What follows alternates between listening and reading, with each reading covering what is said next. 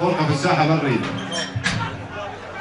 ثانيا اسمعوا يا شباب، اسمعوا بدون فوضى. هاي اسمعوا زين، والله عيب عليكم والله. كلام اخير راح احكي لكم اياه.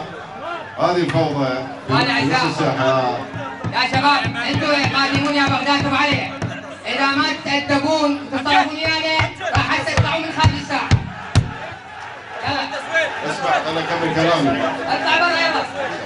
احنا يا شباب اسمعونا. اسمع تحكياتكم. اي واحد يا شباب